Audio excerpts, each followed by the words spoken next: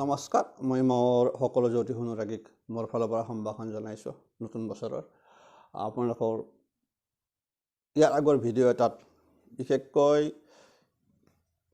নৱবৰ্ষ 2026 চনটোত প্ৰত্যেকটা ৰাশিৰ আৰ্থিক দিশ কেনেকুৱা হ'ব তাৰ ওপৰত কিছু আভাস আপোনালোকক দি দিছোঁ নিশ্চয় গম পাইছে তাৰ মাজেদি মই আৰ্থিক দিশটো দিলোঁ বাকী কমপ্লিট ৰাখি দিয়া নাই মই কৈছোঁ দীঘল হয় বহুত দীঘল হ'ব ক'ব লগা হ'লে তথাপিও তাৰ মাজেদি মই মাৰ্কিং কৰিলোঁ যে বিশেষকৈ এটা ৰাশিৰ ব্যক্তিসকলৰ বেছি আগ্ৰহ আছে জানাৰ সেইটো হ'ল মকৰ ৰাশিৰ মানুহ কাৰণ মকৰ ৰাশিৰ ব্যক্তিসকলে বিশেষকৈ এই বছৰটো বিশেষকৈ বৰ্তমান আৰম্ভ হৈ গ'ল গতিকে এই 2026 চনটো কেনেকুৱা হ'ব অকণমান বেছি পৰিমাণে জানিব বিচাৰিছে কাৰণ গম পাইছোঁ কাৰণ মই আৰ্থিক দিছোঁ গতিকে 2026 চনটো মকৰ ৰাশিৰ কাৰণে বিশেষ বৰ বেছি অসুবিধা নহ'ব যেন লাগে মোৰ মতে আৰু নহয়ও কাৰণ কথা আছে কিন্তু কথা হ'ল এই ৰাশিৰ জাতকসকলে আগৰ মোটামুটি 4-5 বছৰ বিশেষকৈ এটা কষ্টকৰ সমস্যাৰ মাজেদি আগবাঢ়িছে কাৰণ ইয়াত মূল কথাটো হ'ল যেটো এটা কোৱা যায় সেই বিশেষকৈ মকৰ ৰাশিসকলৰ 4.5 চলি আছিল গতিকে গমে পায় 4.5 সময়ত শনিৰ প্ৰভাৱ প্ৰবল হৈ থাকে কোৱা যায় 4.5 চলি আছিল 2025 মাৰ্চৰ শেষলৈকে চলি আছিল মাৰ্চৰ শেষৰ পৰা এপ্ৰিলৰ পৰা 4.5 উঠি গৈছে কিন্তু গ্ৰহ এটাৰ প্ৰভাৱ যেটো অশুভ ফলটোৰ পৰা শুভ ফল পোৱালৈকে কিছু পৰিমাণে পলম হয় মূল কথা কৈছোঁ আপোনালোকক মই গতিকে তাৰ কাৰণে হয়তো বহু কাম হোৱাই উঠা নাই কিছুমানৰ কিছু হ'লেও সকা পাইছে তাতো বহুত কথা আছে দশা অন্তৰ্দশাৰ কথা থাকিব গতিকে কিছু পৰিমাণে সকা পাইছে বহুতে পোৱাও নাই কথা আহি পৰিল গতিকে সেই মনোভাৱটো যেতিয়া 4-5 বছৰ খুব বেয়াকৈ গৈছে মানে হ'বলগীয়া কামটো হোৱা নাই বিশেষকৈ এনেকুৱা কোৱা যায় আৰু হয়ও সঁচাকৈ কিছু কাম হ'লেও কিছু কামত আপোনালোকে যিমান চেষ্টা নকৰক হৈ নুঠে 4.5 সময়ত যেনেকৈ এতিয়া মীন ৰাশিৰ চলি আছে 4.5 গতিকে আপোনালোকক কৈছোঁ গতিকে 4.5 যেটো মোটামুটি ৰাশিৰ আগে পিছে চলি থাকে টোটেল 7 বছৰ গতিকে তাৰ লগত শেষৰ ফালে লাহে লাহে কমি যায় গতিকে মকৰ ৰাশিৰ কমি গৈছে 25 এপ্ৰিলৰ পিছত পৰা কমি গ'লেও কিছু কাম হাতত লোৱা সফল হৈছে কিছু কামত হোৱা নাই মই জানো আৰু তাৰ ফলত জানিব মন থাকে কাৰণ এবাৰ ভয় গতিকে মই সেই কাৰণে কৈছোঁ যে আপোনালোকৰ কাৰণে বিশেষকৈ মই এতিয়া মকৰ ৰাশিৰ বাৰ্ষিক ৰাশিফলটো কিছু পৰিমাণে মানে বাস্তৱ ছবি আপোনালোকৰ আগত মই দাঙি ধৰিম যাৰ ফলত আপোনালোকে কিছু হ'লেও সকাহ পাব মনোবল পাব কাৰণ মূল কথাই হ'ল যে ইয়াৰ কথা এটা আহি পৰিল যেহেতু কৈছোঁ যে গ্ৰহ অকল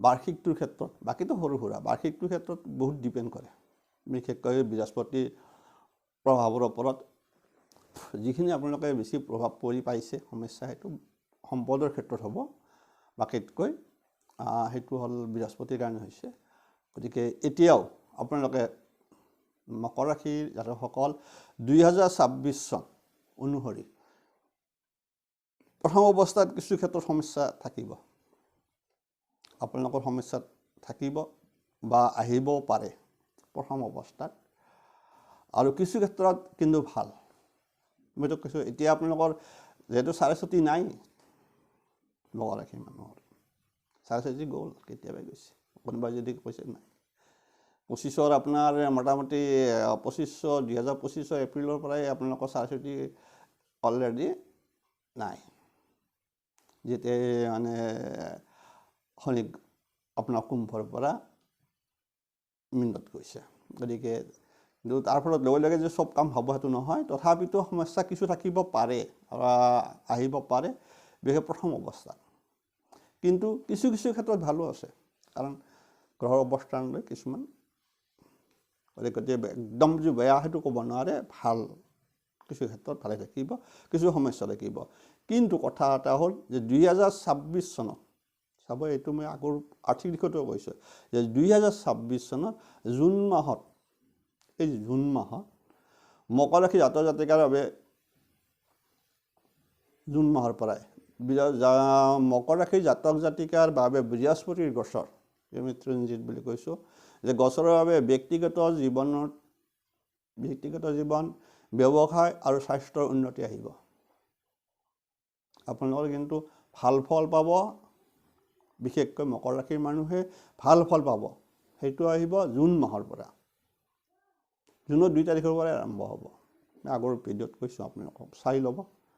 মই আৰ্থিক দিশটো অকল কওঁতে মই ধুনীয়াকৈ কৈ দিছোঁ, বুজাই দিছোঁ যে এতিয়াও কৈছোঁ যে 2026 2 জুনৰ পিছত যেতিয়া বৃহস্পতি মানে ৰাশি ট্ৰেনজিট কৰিব, গোচৰ কৰিব, তেতিয়া ব্যক্তিগত জীৱনত হওক, ব্যৱসায়ত হওক, স্বাস্থ্যৰ ক্ষেত্ৰত উন্নতি আহিব। ঘৰুৱা সমস্যা সমাধান হ'ব, আপোনালোকৰ ঘৰুৱা সমস্যা সমাধান হ'ব, ধন লাভ হ'ব। ইয়াৰ উপৰিও বিবাহ বা প্ৰেমৰ বাবে অনুকূল, এই সময়খিনি অনুকূল হৈ থাকিব, বিবাহ আৰু প্ৰেমৰ কাৰণে অনুকূল হৈ থাকিব। বিশেষকৈ এই সময়ছোৱাত 2 জুনৰ পৰা অহা 31 অক্টোবৰলৈকে বৃহস্পতি উচ্চ হৈ থাকিব, অৰ্থাৎ কৰ্কট ৰাশিত আহি যাব। বহুত কথা আহি যাব এইটো ক্ষেত্ৰত। অকলে এইখিনি সময়ত এই যে কোনোবা এটা মোক সুধিছিল, নকওঁ সেইবিলাক কথা, কোনোবা সুধিছিল যে বকৰি মাৰ্গী, ইয়াতেই সোমাই আছে, এই সময়খিনিতে এইটোৱে আপোনাৰ কয় মাৰ্গী, আগবাঢ়ি আহিব। কেতিয়া থাকিব আপোনাৰ এই, কিন্তু থাকিব কৰ্কটত থাকি যাব 2 জুনৰ পৰা। কিন্তু এনাই এটা হিচাপত বৃহস্পতি এটা ৰাশিত 1 বছৰ থাকে, কিন্তু এই ক্ষেত্ৰত ইফাল সিফাল হৈ যায় কেতিয়াবা গ্ৰহ, যেতিয়া আপোনাৰ এই সময়ত বিশেষকৈ মাৰ্গী বা বকৰি সময়ত। গতিকে যিহেতু উচ্চ হৈ আছে, আগতে মই আগতে কৈছোঁ যে শুভ গ্ৰহ যদি মাৰ্গী হওক বা বকৰি হৈ থাকক, শুভ ফল প্ৰদান কৰে সেই সময়ত। গতিকে যিহেতু মাৰ্গী হৈ ফালে আপোনাৰ উচ্চ চাৰ্জ থাকিব, গতিকে মকৰ ৰাশিৰ সপ্তম হ'ব। গতিকে সেই ক্ষেত্ৰত সপ্তম স্থানত বৃহস্পতি থাকি যাব। গতিকে এই ক্ষেত্ৰত আপোনাৰ ব্যৱসায় বাণিজ্য আদি অংশীদাৰিত্ব এইবিলাক খুব ভাল হয়। গতিকে এইটো কৈ থ'লোঁ, আপোনালোকৰ ভয় খাব লাগে একো নাই মকৰ ৰাশি, গতিকে ভাল। বিশেষকৈ এতিয়া মই কিছু কৈ দিম, আগৰ ভিতৰত আৰ্থিক কৈছোঁ, এইবাৰ স্বাস্থ্যটোও কৈ দিছোঁ যে 2026 চনত প্ৰথম অৱস্থাত কিছু মানসিক চাপত থাকিব আপোনালোকে। এই বিশেষকৈ 2 জুনত থাকিব, শৰীৰৰ যত্ন ল'ব। কোৱা আছে যে খোৱা লোৱাৰ ক্ষেত্ৰত কিছু সতৰ্ক হ'ব। এইটো কথা হ'ল কি, খোৱা লোৱাৰ ক্ষেত্ৰত কিছু সতৰ্ক থাকিব আৰু জুনকলৈকে, বিশেষকৈ জানুৱাৰীৰ পৰা মে'লৈকে অকণমান শৰীৰৰ যত্ন সাৱধানে থাকিব, বিশেষ একো নাই, খোৱা লোৱা সতৰ্ক হ'ব। আৰু জুন মাহৰ পৰা বৃহস্পতিৰ কৃপাত স্বাস্থ্য আৰু মানসিক অৱসাদ আঁতৰিব। যি অৱসাদ আহি যাব সেইটো কৈছোঁ যে বৃহস্পতিৰ কাৰণে হ'ব। গতিকে তেতিয়া যেতিয়া 2 জুনত আহি যাব, উচ্চ হ'ব, তেতিয়া আমি যি কওঁ তুংগী, বিশেষকৈ তুংগী অৱস্থা প্ৰাপ্তি হৈ থাকিব। আৰু তেতিয়াও আপোনালোকৰ এইবিলাক চব আঁতৰি গুচি যাব, স্বাস্থ্য ভাল হ'ব, মনৰ অৱসাদো ভাল হ'ব, গোটেইখিনি। তাৰ লগত কৈ দিছোঁ প্ৰেম আৰু সাংসাৰিক সম্পৰ্কৰ কথা কৈ দিলোঁ, যিহেতু মই গোটেইখিনি কৈ দিম মকৰ ৰাশিৰ। গতিকে এই ক্ষেত্ৰত প্ৰেম আৰু সাংসাৰিক ক্ষেত্ৰত ইয়াতো কোৱা আছে 2 জুনৰ পৰাহে, 2 জুনৰ পৰা 31 অক্টোবৰলৈকে জীৱনৰ সকলো ক্ষেত্ৰত, যিহে প্ৰেম হওক, সাংসাৰিক ক্ষেত্ৰত হওক, অতি শুভ অনুকূল হৈ থাকিব, যাৰ ফলত সাংসাৰিক বহু সমস্যা সমাধান হ'ব আপোনালোকৰ। আৰু বিশেষকৈ 2 জুনৰ পৰা 31 অক্টোবৰলৈকে এই সময়খিনি যিসকল অবিবাহিত হৈ আছে, প্ৰেম খেলি আছে, অবিবাহিত হৈ আছে, সেইসকলৰ বিবাহৰ কাৰণে অনুকূল, খুব ভাল সময়। এইবাৰ মকৰ ৰাশি আগতে এই বিয়া ভাঙি যে এনেকুৱা এটা চিটুৱেশ্যন গুচি গৈছে আজি 2-3 বছৰ আগত। খুব বেছি এইবিলাক আপোনালোকৰ হ'বলগীয়া কাম, বিবাহৰ ক্ষেত্ৰত হওক, পলম হওক, বা কিবা মাটি বাৰী কিনাৰ ক্ষেত্ৰত পলম হওক, ঘৰ বনাৰ ক্ষেত্ৰত কিবা এটা দধুৰ মধুৰ, এই সময়খিনি খুব আগত চলি গৈছে আপোনালোকৰ মকৰ ৰাশি, এইটো চলিব নিয়ম। গতিকে এতিয়াতো নাই। এইবাৰ বিশেষকৈ এই সময়খিনি কিন্তু অত্যন্ত শুভ বুলি কোৱা আছে যে 2 জুনৰ পৰা 31 অক্টোবৰলৈকে যিসকল প্ৰেম খেলি আছে, বিবাহ কৰা নাই, সেইসকলৰ প্ৰেম কিন্তু শক্তিশালী হ'ব। আগৰ কিবা যে লাগিছে এতিয়া আকৌ শক্তিশালী হ'ব কিবা এটা সমস্যাৰ কাৰণত, গতিকে প্ৰেম শক্তিশালী হ'ব। যিসকলে বিবাহ কৰা নাই, উপযুক্ত সময়, অনুকূল সময় বুলি এই কোৱা আছে 2 জুনৰ পৰা। যিসকলে মকৰ ৰাশি জাতিকা বা জাতক, যিসকলে বিবাহ বাৰুৰ ক্ষেত্ৰত হয়তো পাতিমকৈ ভাবি আছে, সেইসকলৰ কাৰণে অত্যন্ত অনুকূল হৈ আছে 2 জুনৰ পৰা, বিশেষকৈ 31 অক্টোবৰ। গতিকে এই সময়খিনিতে বিয়া বাৰুৰ ক্ষেত্ৰত আগবঢ়া ভাল।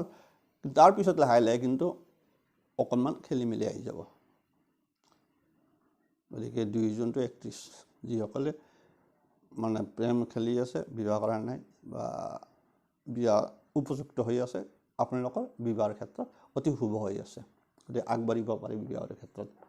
আৰু বিশেষকৈ 2 জুনৰ পৰা 31, 2026 চনৰ 31 অক্টোবৰ। আৰু ইফালে কৈ দিছোঁ কৰ্ম আৰু আৰ্থিক অৱস্থা, ইয়াতো কৈ দিলোঁ, যিহেতু কৰ্মটো তাত কোৱা নাই, গতিকে কৰ্মৰ লগত আৰ্থিক কথাটো আহি পৰে। গতিকে বিশেষকৈ কোৱা আছে যে এই বছৰত বিশেষকৈ অংশীদাৰিত্ব, কামৰ জৰিয়তে উপাৰ্জন বৃদ্ধি হ'ব। কেতিয়া হ'ব? বৃহস্পতিয়ে এবাৰ লাগিব সপ্তমত। যদি বৃহস্পতি আমাৰ পত্নী স্থানো হয় আৰু ব্যৱসায় স্থানো, যেতিয়া বিচাৰ কৰিব লগা হ'ব, তেতিয়াহ'লে সপ্তম স্থানটো চাব লাগিব, আপোনাৰ ব্যৱসায়ত যোগ আছে নে নাই, তাত কি গ্ৰহ আছে। দ্বিতীয় স্থান চাব, ধনস্থান চাব লাগিব, কৰ্মস্থান আপোনাৰ চাব লাগিব, সপ্তম স্থান চাব লাগিব। তেতিয়া ওলাই পৰিব আপোনাৰ কৰ্ম ব্যৱসায়ত সফলতা পাব নে নাপায়। মূল 3টা বিষয় চাব লাগিব। আপোনাৰ চাব লাগিব কৰ্ম, দ্বিতীয় ধনস্থান, আৰু আপোনাৰ চাব লাগিব সপ্তম স্থান। সপ্তম স্থানটো আমাৰ অংশীদাৰিত্ব ব্যৱসায় বুজায়। সেইকাৰণে যেতিয়া বৃহস্পতি আহিব, এতিয়া অংশীদাৰিত্ব ব্যৱসায় যিবিলাক পাৰ্টনাৰশ্বিপত কৰি থাকে, সেইসকলৰ কাৰণে অত্যন্ত শুভ। বিশেষকৈ 2 জুনৰ পিছত অত্যন্ত, যি কাম হাতত লয় তাতে ছাকচেছ হ'ব। আৰু কোৱা আছে যাৰ ফলত কি হ'ব, যে ঘৰ সম্পত্তি উন্নয়নৰ সুযোগ পাব। বৃহস্পতিৰ গোচৰত কৰ্মক্ষেত্ৰত উন্নতি আহিব। কৰ্মক্ষেত্ৰত যিবিলাক চাকৰি বাকৰি কৰি আছে, সেইসকলৰো কৰ্মক্ষেত্ৰত উন্নতি আহিব, আৰ্থিক লাভ হ'ব। এই বছৰত আৰ্থিক লাভৰ সম্ভাৱনাটো বিশেষকৈ মকৰ ৰাশি এই বছৰত আছে 2 জুনৰ পিছত। যে আপোনালোকৰ কি আছে, বৃহস্পতিৰ গোচৰৰ কাৰণে কৰ্মক্ষেত্ৰত উন্নতি আৰু আৰ্থিক লাভ। তাৰ লগত কোৱা আছে যে ভূমি ভৱন, ভৱন মানে ঘৰ, ভূমি ভৱন বাহন কিনাৰ যদি কোনোবাই ভাবি আছিল ইমান দিন, তেতিয়াহ'লে এইবিলাক আপোনাৰ নিজৰ পৰিশ্ৰমৰ ফলত আপোনালোকে লাভ কৰিব পাৰিব 2 জুনৰ পিছত। অৰ্থাৎ মকৰ ৰাশিৰ মানুহে এইকেইদিন গাড়ী মটৰ কিনাৰ বেছি অলপ যোগাযোগটো কৰক, কিন্তু আচল সময় কিন্তু 2 জুনৰ পৰা 31 অক্টোবৰ চলি আছে। কি আছে তাত? ভূমি আছে, ভৱন আছে, বাহন। কোনোবা যদি আধা বান্ধা ঘৰো আছে, তেতিয়া আপোনাৰ কমপ্লিট হ'ব। যদি মাটি কিনিমকৈ ভাবি আছে, তেনে 2 জুনৰ পিছত আপোনালোকৰ প্ৰাপ্তি লাভ হ'ব। কোৱা আছে বাহন কিনিব খুজিলে বাহন লাভ আছে।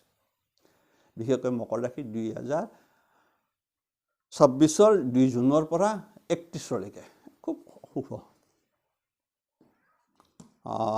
এতিয়া সামগ্ৰিকভাৱে ক'ব পাৰি লামচাম যে 2026 চনটো মকৰ ৰাশিৰ বাবে অগ্ৰগতি, কামত অগ্ৰগতি, আৰ্থিক লাভ, জীৱনৰ গুৰুত্বপূৰ্ণ বিকাশৰ বছৰ হ'ব। আপোনালোকে বহুতে যিকেইজন মোৰ অনুৰাগী, 4-5জন অনুৰাগী হোৱাৰ কাৰণে মই ক'লোঁ যে আপোনালোকে কি কাৰণত সুধি আছে মই গম পাইছোঁ, মই কৈ দিলোঁ। আপোনালোকে একো ভয় খাব লগা নাই। যিকোনো কামত আপোনালোকে হাত দিব পাৰে এতিয়া ফল পাব বিশেষকৈ 2 জুনৰ পৰা কামটো মানুহটো কৰ্মত ব্যস্ত থাকিব এতিয়া হয়তো কিছু কৰ্মত আপোনালোকে সফল নহবও পাৰে কিন্তু 2 জুনৰ পৰা আপোনালোকে যি কামত হাত দিয়ে নহয় আপুনি বোলে মাটি কিনিম আপুনি মাটি ল'ব পাৰিব নহয় মই গাড়ী কিনিব পাৰিব এইবাৰ এই 5 বছৰ 4-5 বছৰ যে আপোনালোকে যে খালে বহু ক্ষেত্ৰত বিফল হ'ল এতিয়া মানে কোৱা আছে যে শনি যেতিয়া এৰা দিব মানে খুঁটে মুলে দি যায় গতিকে আপোনালোকৰ এটা প্ৰাপ্তিৰ সময় মকৰ ৰাশি একো ভয় খাব লগা নাই সৰু সুৰা অলপ আছে আহিব জোনক লাগি সাংঘাতিক সমস্যা ইয়াৰ পিছতো কৈছে সমস্যা শেষ শেষ আপোনালোক এৰিছোঁ ভালে থাকক কুশলে থাকক মনৰ পৰা দুশ্চিন্তা বাদ দিয়ক মকৰ ৰাশি লোকসকল আপোনালোকে বেছি এতিয়া আৰু বজা ল'ব লগা নহয় যি হ'ল শনিৰ 4.5 সময়তে হ'ল আপোনালোকৰ বিশেষকৈ আজিৰ পৰা এবছৰ আগৰ পৰা 4-5 বছৰৰ ভিতৰত আপোনালোকৰ বহু ক্ষেত্ৰত বিফলতাই লগ দিছিল মানসিক যন্ত্ৰণা ভোগ কৰিছিল সেই যন্ত্ৰণাবিলাক লাহে লাহে কিছু ক্ষেত্ৰত কমি গৈছে বিশেষ মই কৈছোঁৱে 25 এপ্ৰিলৰ পৰা কমি গৈছে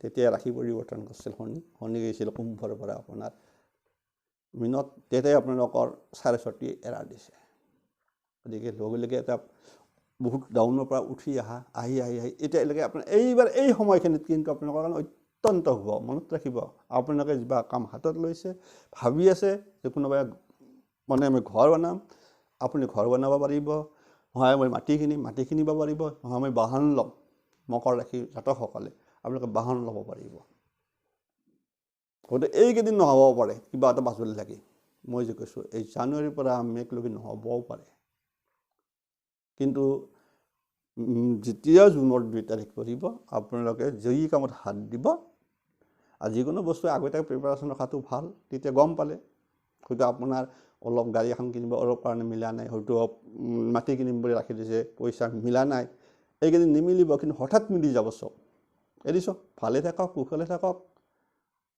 আজিলৈ ইমানে